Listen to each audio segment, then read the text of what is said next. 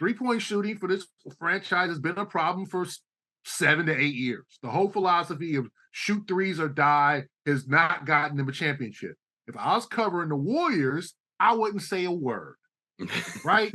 Wow. Because they got elite shooters. The Celtics have good three-point shooters. They don't have elite three-point shooters. They have streaky ones. Jason, when he's on, he can be on, right?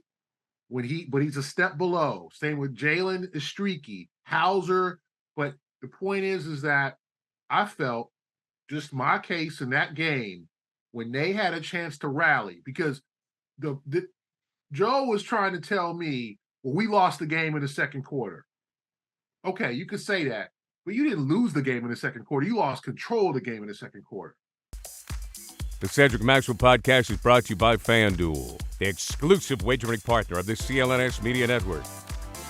All right, it's another episode of the Cedric Maxwell podcast. I'm Josue Pavon. He is Cedric Maxwell. We're joined by a special guest, Gary Washburn of the Boston Globe, also 1/3 of the A-List podcast, CLNS Media's A-List podcast. And this episode, just like every episode, of course, is powered by FanDuel. Head over to FanDuel.com/Boston. Find out how you can win big, especially betting on the NFL, the NBA, spreads, all that good stuff. Find out over at FanDuel. That's FanDuel.com/Boston.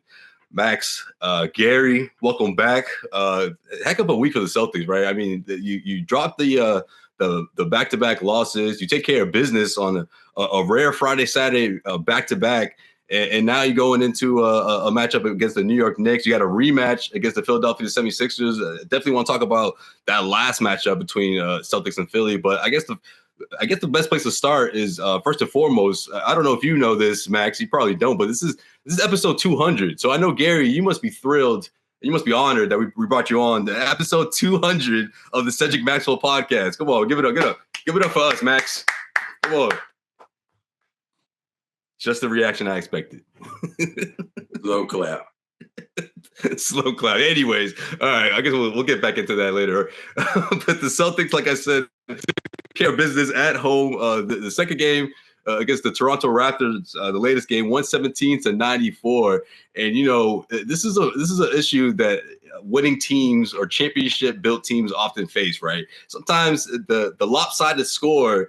It doesn't always go well, for the other team, especially when they feel like the one that's way ahead is starting to dig in a little too deep. And that was the case, I guess, after this one, or towards the end of it, rather, when the Boston Celtics, Joe Mazzulla used his final challenge around after the 3-minute mark or the 2-minute mark of the fourth quarter. Dennis Schroeder and the Toronto Raptors didn't like that all too much. And Gary, you got a chance to catch up with Schroeder. What did he have to say about it? Because I was surprised it was made such a thing, especially after Joe Mazzulla addressed it, and then it carried over to the Raptors.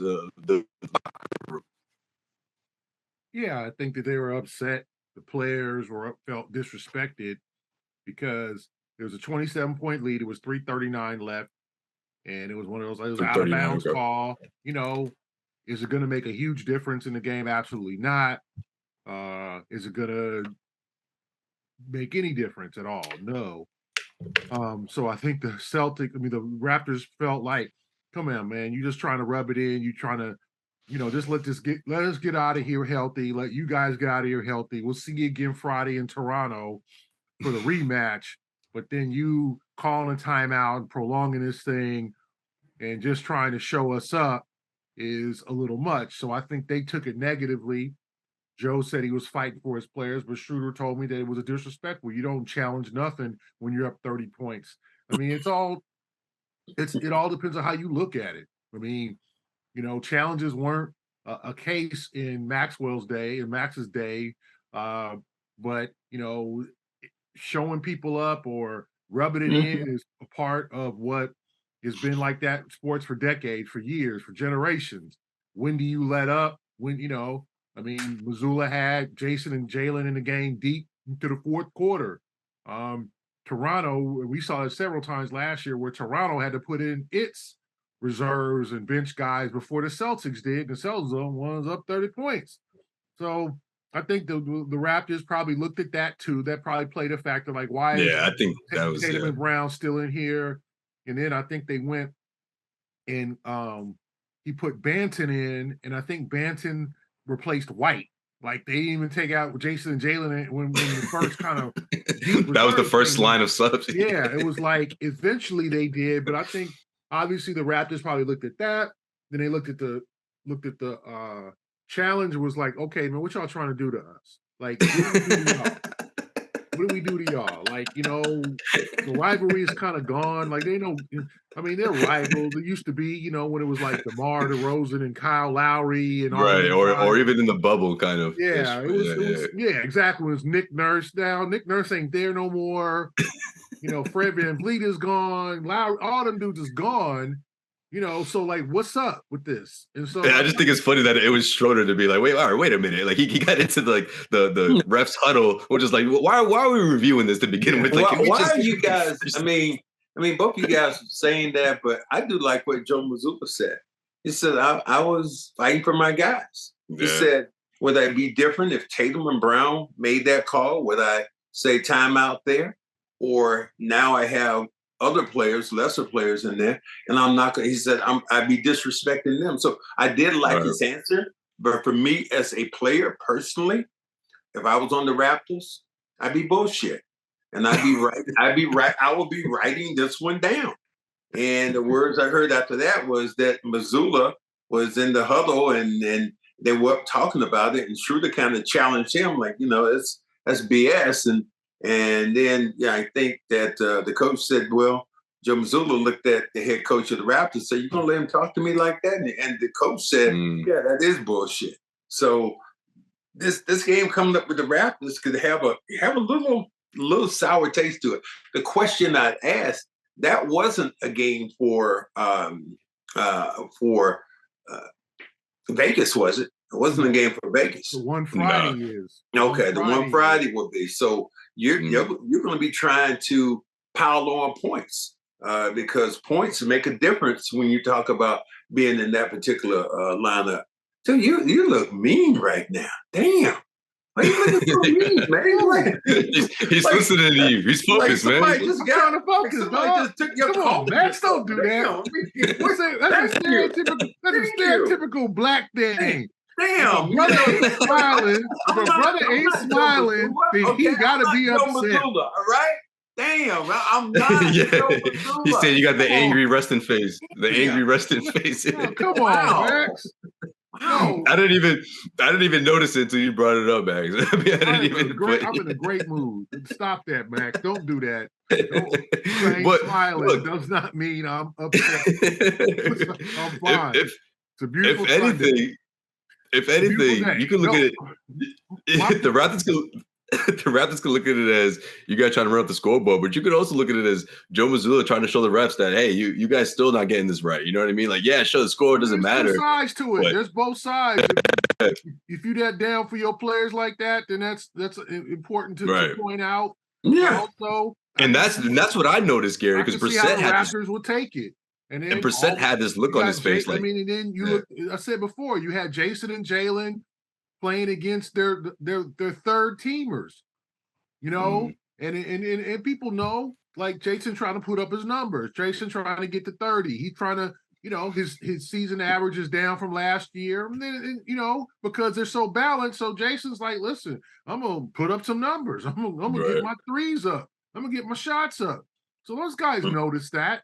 There's no relationship between Darko, the new Toronto coach, I don't think, and the Celtics. There's no issues there. So I just thought, and I think Joe can maybe probably get caught up in just the game and doing everything right. And I'm talking about like the fabric of the game, challenging every call, making sure, as opposed to like, okay, let's let this one go. Let me just, hey, Peyton, I'm not going to challenge this. Like, it's just not the right time for that. It's just not. Well, let's face it too, Gary. For most coaches, when you're in that situation, the game turns into practice, right? Like, you're trying to see, what lineups you can get away with. Obviously, you're getting that opposing team that's not one of your own. So it kind of feels like a scrimmage, if anything. Like, I look at it as that's the way Mazzulla's seeing it in week 3 of the regular season, right? It's still early. So he's still got to figure out this second unit, figure out the bench. But you're also, guys, how about let's talk about this.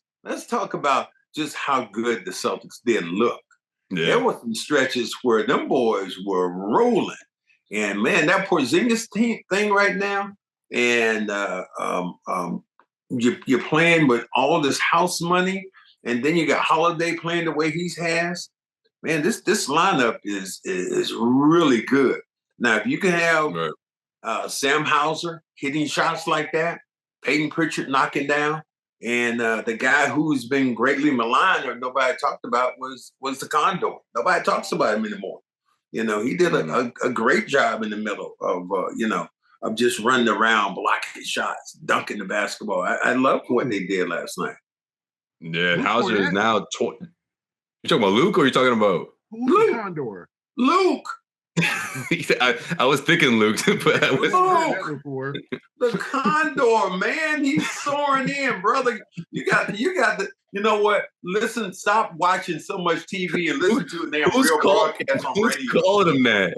I was listening on the radio, Max. I'm at the game.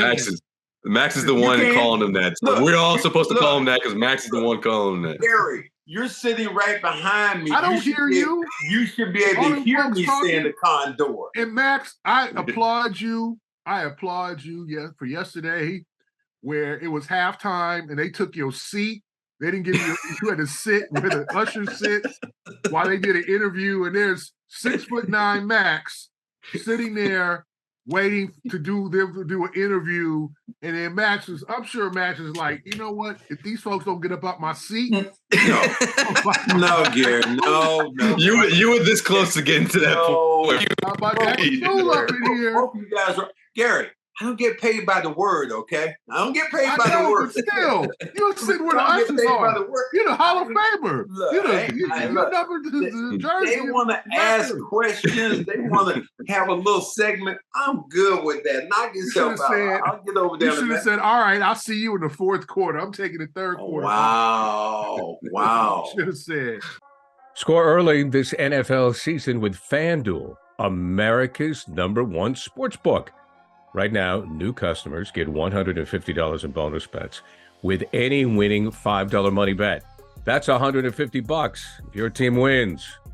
If you've been thinking about joining FanDuel, there's no better time to get in on the action, NFL. The app is so easy to use. There's a wide range of betting options, including you got spreads, you got your player props, you got over-unders, and more. So visit FanDuel.com/Boston and kick off the NFL season. FanDuel, official partner of the NFL. All right, well, Max, I got a question for you then. If this team is so good, if this lineup is so great, why is Joe Mazzulla, why was he in his feelings after that loss in Philly? Like, why was he looking at Gary Washburn's archives and looking at the differential, the 3-point differential and what happened 7 years ago compared to now and saying how not much has changed, compared to the way the Celtics shot the 3-pointer in that game. I mean, Max, what did you think in terms of like what went wrong in that game in Philly? Because they had them, man. It was a heck of a comeback in those last couple of minutes. I mean, you're playing one of the best teams right now in the world in Philadelphia. Philadelphia's playing as well as anybody. So number one in the East right now. You had an opportunity to win that game at home. You know, it's funny though. If Greg Popovich turned around and somebody asked him that question, and Greg went off, nobody would say anything. But Joe Mazzulla says something, and everybody's, oh my God, Joe Mazzulla, a cage match with him and Gary. But I just believe that Joe Mazzulla is trying to get as much out of it as he can. Now, I don't think he minds the argument. He's not looking like Brad Stevens was friendly, sugar-coated, put your arms around you. Joe Mazzulla is just the opposite, guys. And I think we all know that. Is he wants to be feisty. He wants that to relate to his players. So I don't see too many things he said wrong. Coaches have their opinions about things. And sometimes they write receipts. And he had written this receipt for Gary. That was the receipt that had to be paid. Yeah. I don't care how long ago it was. That was receipt. Yeah, Gary, he wasn't Googling your articles right before. Yeah, exactly. He wasn't Googling Gary's articles right before that press conference. He had that one in his back pocket. He had that one in his, okay, let's save this for later for when the 3-point shot's going to be addressed. The 3-point attempts will be addressed in some form of question. And of course, that happened to be Gary, and that was the very first question. So he went off. Gary said it, and he did, and you could see Joe Mazzulla go, aha, aha. He lied. Okay. He lied. Here we go. You want it like that? Okay. He reached in his back pocket. I got the receipt. Let me get this thing out of my back pocket real quick. I got some questions for you, big boy. Gary hates us right now. I don't hate it. Like, one, they lost the game. No, I'm saying. Okay. I'm Herm Edwards. You play to win the game. Like, the whole concept of like, oh, he got you. If they had won, I would take yes. Right. Honestly, they lost the game. So what am I asking about? Like, I'm asking because it was a problem.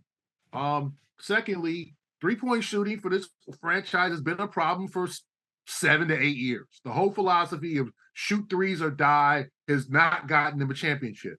If I was covering the Warriors, I wouldn't say a word. Right? Wow. Because they got elite shooters. The Celtics have good 3-point shooters. They don't have elite 3-point shooters. They have streaky ones. Jason, when he's on, he can be on, right? But he's a step below. Same with Jalen is streaky. Hauser, but the point is that I felt just my case in that game when they had a chance to rally, because Joe was trying to tell me, well, we lost the game in the second quarter. Okay, you could say that, but you didn't lose the game in the second quarter. You lost control of the game in the second quarter. So you were up 11 and you were then down 7 at halftime. You allowed a 39-point second quarter. So you had a chance with a couple of more possessions to maybe go up 16, 18, 20 points in the second quarter. You lost it because you didn't hustle for offensive rebounds. You didn't block out. You let Maxey get to work. You let Embiid get to work. Some of their bench guys hit shots. So to me, you lost control of the game. But you didn't lose the game. You were down 1 with 3 minutes left in the third quarter. That's a winnable game. But they decided to start launching threes. Derek White took 11 threes in that game. So I thought it was a fair question to say, did y'all settle, especially when you're shooting twos well? Against Toronto, they were remarkable from the 2-point land. They were okay from 3. So my point is that the point is last year, remember that huddle, if y'all don't remember, what Eric Spoelstra basically told his guys in East Conference Finals, just let them keep shooting threes. That's all they got. All they got. They predictable. Let's stop them from the paint, cut the paint off.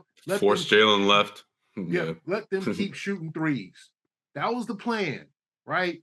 So obviously the league knows the Celtics are in love with the 3-pointer. So if that's your strategy, they didn't get it done. You get Porzingis, a dude who can hit mid-range. You get Holiday, a dude who can hit mid-range and also post up. You should be more variant and easier ways to score. So if your whole thing is we're just going to keep shooting threes, they missed 60 threes total in the losses to Philadelphia and Minnesota. And then you lost both games by a combined 8 points. So mix in the two. Like you know what? I agree with what you're saying like that. Relevant. There were at least, I could count them, at least 10 times that they missed Porzingis with the post up. Porzingis had his man on his back, giving the basketball, the way he was playing against Philly, scoring, getting him in trouble, getting Embiid in trouble. So I agree that they had opportunities that they kind of kicked away. The same way in Minnesota. Porzingis had the opportunity in those games to get going, and it just seemed like it was a point where everybody was saying, I got to get mine. I got to get mine. I got to get mine. That is where the mentality of the team cannot be if they want to win the championship. If they play collectively and don't worry about who gets theirs, this team to me can win the championship. But if they start thinking that I got to get mine, as Gary said, well, Brown's average is down from last year. Dude, you got your bag. Just play the game. Your points are going to come to you regardless. Tatum, you're going to get your bag. points are going to come to you regardless. So your opportunities to score in the paint, you know how I feel about that, are a lot better this year because you have Porzingis, whereas Rob Williams, he was only going to try to dunk the basketball. Porzingis, what he does really well is he posts up and he gets fouled and he goes to the free throw line, and that helps your team out. Well, that's what happened in Minnesota, if you ask me. Like, it was just like, okay, you go and then I go. You know what I mean? Like, especially in that overtime, and that's what killed them. I mean, the Timberwolves had the stops that they needed, and of course, Anthony Edwards went off the way he did. So, yeah, I mean, look, you look at the 3-point shot, and it's obviously worth bringing up, especially if that was the approach in the second half, when obviously things matter more, right? When you have to close things out. And this is something that he's done. This is something he did a lot last year when he was like, oh. When the Celtics would come out of halftime as like a completely different team and not in a good sense, right? And then it would go back to, oh, well, we had a bad second quarter, you know, like what Gary said, like you can still win this game. You can lose control of the game in the second quarter, but when you have a whole second half to make a difference, as we've seen so many times last year, where the Celtics have come back or they just came into the second half with a different attitude and took over the game. That's the kind of approach that we want to see more often, you know? Yeah, I mean, the whole concept of winning quarters, man, that's a CBA, and that's before your time, Josue. But that's a what they used to add the points or something. What was a different system? In the Continental Basketball Association, which was basically the G League before the G League, it was a minor league for basketball. Okay, they used to win a point by winning a quarter, right? They wanted to be different. So, it was a low budget ABA. I love the ABA, right? Like the ABA is the greatest thing since sliced bread. I love the days of the ABA, but the Continental Basketball Association used to give teams credit for winning quarters. Okay. And so the whole concept of like, well, we won quarters is great, but you play to win the game. Like I'm like Herb. I'm like Herb Edwards here. Like Joe, like he pointed out about the quarters. It's like with Joe, you allowed a 39-point quarters that kills everything. So yeah, he was right. We lost the game in the second quarter in his eyes because we allowed something abnormal, a 39-point quarter. But how do you think that happened though? Because you're saying that, but you're saying that quarter was like they didn't hustle. Philadelphia got a bunch of second chance points. They hustled more. Maxey got a lot of rebounds, and Maxey's the fastest dude on the floor, so he ran up the floor, got transition opportunities. Like they just ran the Celtics off the floor. The Celtics were technique-wise, they didn't block out on rebounds. They let Paul Reed and those guys, Oubre. Yeah, Paul Reed. And let's give a shout out to Oubre. Hope he recovers and gets back on the floor after what happened to him. But I've always liked Kelly Oubre, and as I've said on the previous podcast with the A-List, I thought the Celtics should have went after him. I thought he would have been great for them, but he's doing good in Philadelphia, and I hope he gets back on the floor really soon because that's some unfortunate stuff. Get hit by a car, but like he was pivotal. Like Batum, like those guys did little things, and the Celtics just kind of got caught up. And all of a sudden, you allow 39-point quarter. That's going to happen. Like you can't draw out a basketball game. You can't script a game. You can do as much as you want in terms of planning, and this is the way it should be. And this guy only hits 3.5 shots per game. One night, that dude's going to hit 10. This is the league. We sat there and watched Marcus Smart hit 11 threes in a game. He's got the record. He's got the record. We've seen that. That happens. And you can go by your conventional thinking, but to me, sometimes 39-point quarters happen. I thought the Celtics said before, lost control, but I thought they had a chance to win it late in the third quarter. They didn't score for the last 3:25 of the third quarter. They outscored 9-0, and then they were in a real hole. I don't even really count that comeback toward Philadelphia, just kind of blew it. Like the Celtics decided to hoop in the last 3 minutes of the game and almost came back. There is no I in team, but there is one in Indeed, and that's the hiring platform you need to build yours. When you're hiring, you need Indeed. Indeed is the hiring platform where you can attract, interview, and hire all in one place. Instead of spending hours on multiple job sites searching for candidates with the right skills, Indeed's a powerful hiring platform that can help you do it all. We streamline hiring with powerful tools that can find you match candidates. With Instant Match, over 80% of employers get quality candidates whose resume on Indeed match their job description the moment they sponsor a job, according to Indeed Data US.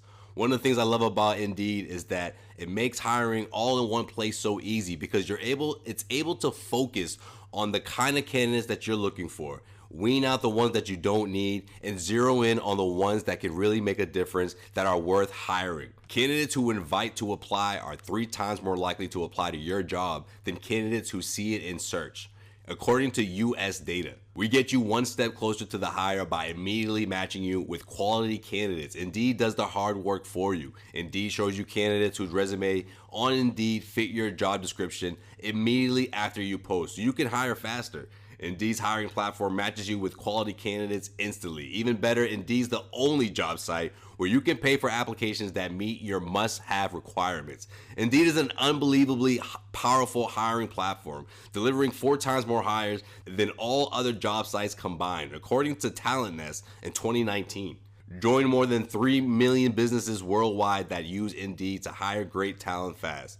Start hiring now with a $75 job credit to upgrade your job post at Indeed.com/Maxwell. Offer good for a limited time. That's right, you can claim your $70 credit now at Indeed.com/Maxwell. That's Indeed.com/Maxwell. Terms and conditions apply. Need to hire? You need Indeed. Well, I think when you look at you look at Jaylen Brown's game in Philly, that he did not have his kind of game. No. And you think about the last 2 possessions, he knocks down 2 threes, then he makes a great defensive play, and you still had a chance to win that basketball game. Another thing can be said about that particular game was that you look at Pritchard. Pritchard did not score on that road trip. Did not score. He didn't score a basket. He went 0 for 11. He's a guy who's been critical for you. Look at these couple of games in Boston. He has been all over the place, knocking down shots. I'm hoping that he is going to be more of a road player than just a home player. Yeah. Because, it's easy playing in Boston because the fans are cheering you. But on the road is where, for me, that's where the real players are. When you got guys booing you and saying all kind of stuff, that is where you really make your mark. I mean, my thing when I used to come to LA is I used to love to make kids cry. I love to make them cry after the game. That was like, man. I wanted to cry. That's awful, man. Crying to their moms and dads. I can't believe what happened. I used to love that, man. You know, I awful, grew up in LA, man. You know that was me and my friends, man. Stop that. He's talking about you.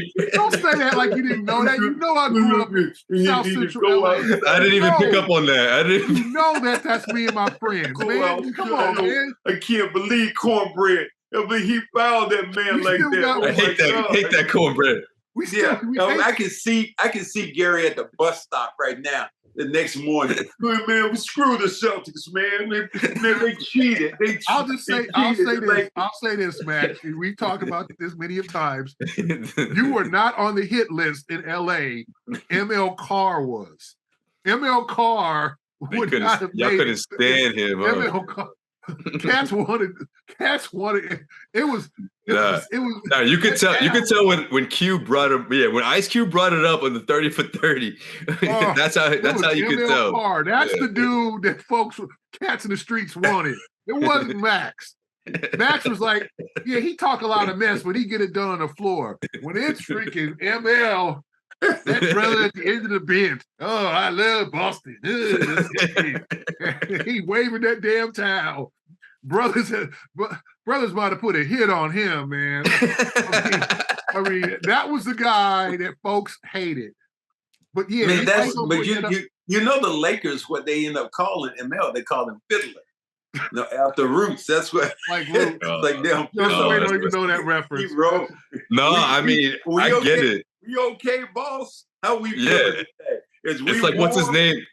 It's like what life, right? The one that's like, tell him about the gun line, boss. That dude, right? Okay. That type of roller. So I'm gonna read to you. Okay, we just talked about Peyton Pritchard, home and road. This is crazy. Okay.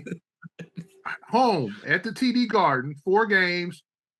He's shooting 53.8% from the field, 14 for 26, 6 for 14 from 3. He's averaging 9 points, 6 for 9.5 14, wow. points.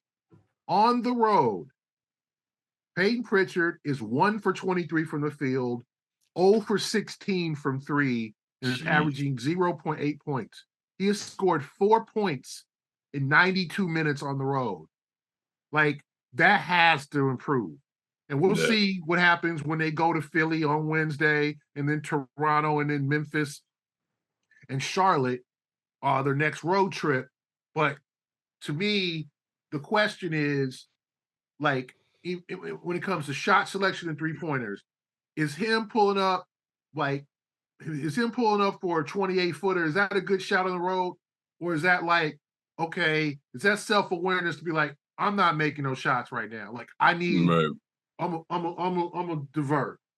Or I'm gonna try to get myself going. So that's the whole thing. It's not a right or wrong answer, but they need a better bench. And I think that, and I asked Joe about, like, okay, who do you need to see? Like, what do you want to do in terms of, like, getting minutes? O'Shea Brissett. I like Lamar Stevens. For whatever reason, they're not playing Lamar. He hasn't even seen the He floor. didn't get in last night. I don't know what's up. Keita. Maybe Keita takes Cornette's minutes. I like Cornette. He plays hard. And he's doing, but to me, he's hurt though. He don't read. Yeah, like, hopefully he can get back and give them some kind of, like, maybe another, option at the backup big. But it's like, to me, I like the one thing I don't want to see. If you're a Celtics fan, you don't want Tatum and Brown and all them get tired out by April because the bench ain't been doing their job. You want the bench to do well. And like you said, Max, it's easy to play in Boston. So Pritchard's hit one shot on the road this year. Like, I can repeat the numbers. 92 minutes on the road this year he has played. He has hit one shot. All the other numbers are about the same. Assists, rebounds, like, it's just, I don't know what it is. Is it psychological? His offensive rating on the road is 59. Wow. Like, that's crazy. Meanwhile, Hauser is Max, Bobby, and Amit, the producer, could do a 59 offensive rating in the NBA. I mean, I think you look at now, and I think it's a big week for these guys. Obviously, I haven't played that many games. You got some good games on the road. Well, you'll get a chance to see if Hauser's able to shoot it like he did in Boston, or you get Pritchard able to knock down shots. I think that's a real good thing for this team. That you can do. Those guys are the ones who are going to be the difference makers, especially when Tatum and Brown are off the floor. And the amazing thing right now is about when Tatum's on the floor, his plus minus is unreal. I never believed in plus minus, but man, when he's on the floor, the Celtics are a much better team scoring the basketball. And the numbers essentially prove that. Well, to what Gary was talking about earlier about the three-point shot and shot selection, I mean, it's great when they're falling, right? I mean, Sam Hauser right now, was it 24 for 42 in his last 6 games? I mean, like, is that realistic though? What happened? Look what happened last year, right? When this team was unreal from behind the arc, right? It was historic from behind the arc. That balances out eventually. So you wonder what this second unit is going to look like, and what the production is going to look like when that eventually happens, when things even out and he's not shooting, over 60% from behind the arc. Yeah, I mean, I just think I always think, and I think Brad, if they needed help, will get them another player to come in at the trade deadline, because this is the year. Like, they feel like, because you look around the league, okay, Milwaukee's not as good as people thought. They're struggling right now. Philadelphia is a factor. We'll see about Cleveland and New York. Will they come up and be Miami? I always think is going to be there at the end too, because they're the Celtics bugaboo. But the East is to be had. And in the West, Denver's the best team right now. Everybody else is kind of flawed. Phoenix is not playing all that great. The Lakers are off to a slow start. The Clippers just lost to Memphis at home. They have not won since acquiring one of Max's close friends, James Harden. Why you coming at me like that? Well, why is my boy? I don't know him like that. I don't know that brother. That's like your that. dude. Favorite players, James Harden. That's your dude, Max. But so the East is it's to be had. So I think Brad will supplement that bench if needed. But you would like to see the guys that they have now come in and start playing quality minutes, like you said, Max. Started hitting shots, playing well in adverse circumstances, like on the road or whatever. Because you look at some of the other teams, and it's like their benches. They got guys who can get it done on the road. They don't care where they play. They're gonna shoot and they're gonna score.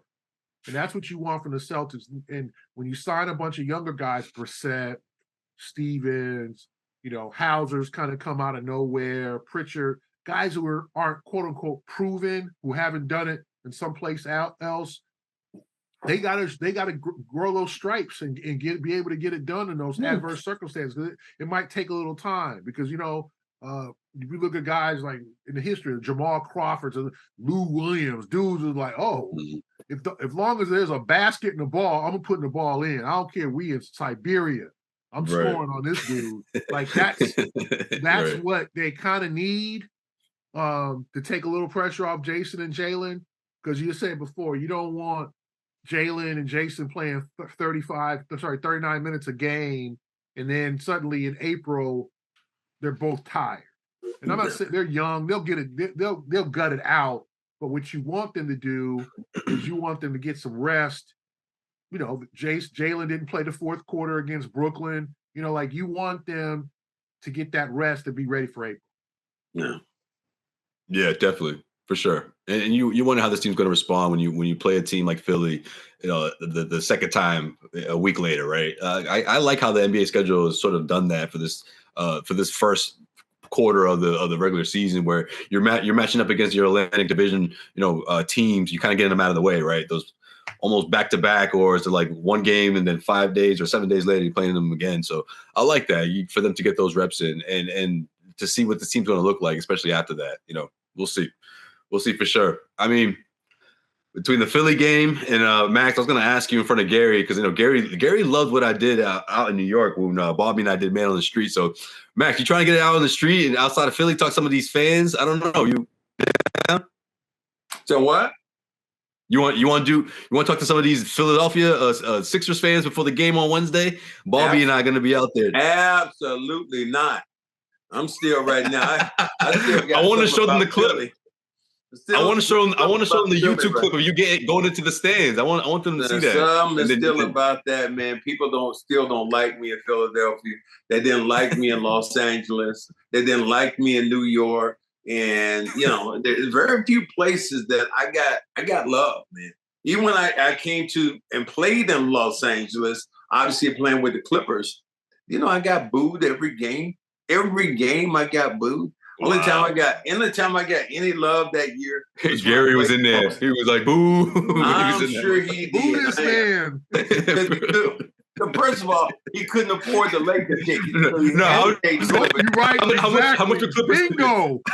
Bingo. Hell yes. That must have been like $10. He's like, all right, let's go boo. Let's go boo Max real quick. What did my father get me for my 16th birthday? What do you think, Max?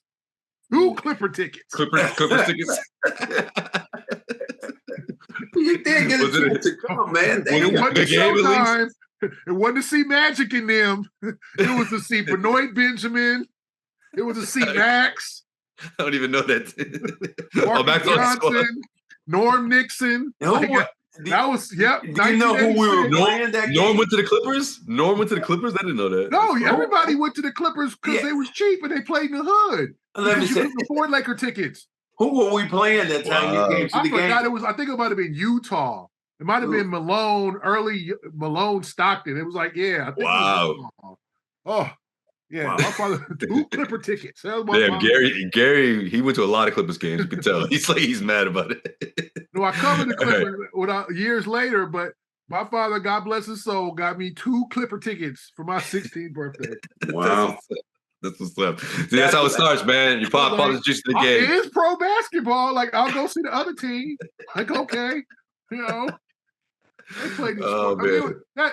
We Max got put in a bad spot. The Clippers in the 80s, I mean, people think Clippers, they thinking Blake and Chris Paul, like the youngsters, like y'all know how bad it was in the 80s. Y'all know how bad y'all just don't know. For me, I think of Derek Miles and all them, and the Braves and all that. Like I think of that Clippers team for me when I was a kid. That's real nice, Josue. That's real nice. But that wasn't a great era either. They were terrible, man. No, but they were better and more. Like first of all, they weren't playing in the Staples Center.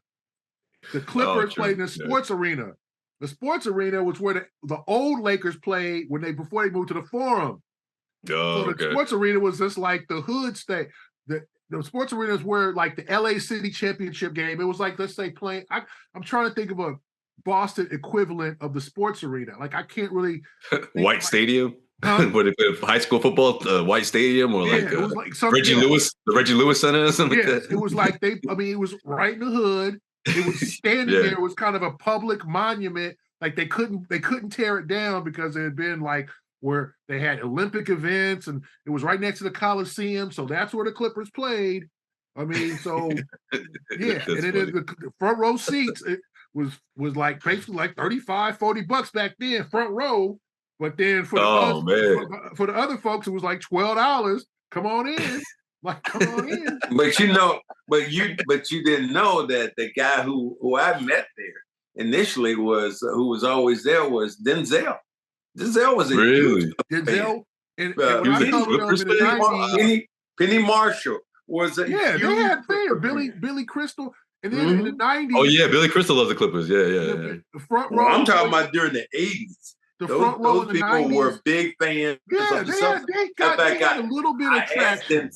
I asked Denzel about that. I said, Denzel, what's your next movie? He said, I can't tell you.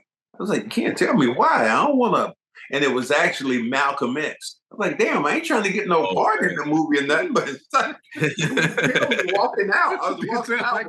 Denzel like, no, Max, you gonna tell everybody. Yeah, Max gonna tell everybody, especially Malcolm X. He would have been telling everybody. They doing a movie on Malcolm X and Denzel playing Malcolm. Malcolm. Come on, Max. Come on, man.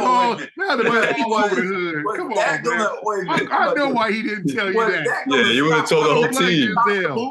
I don't blame Denzel.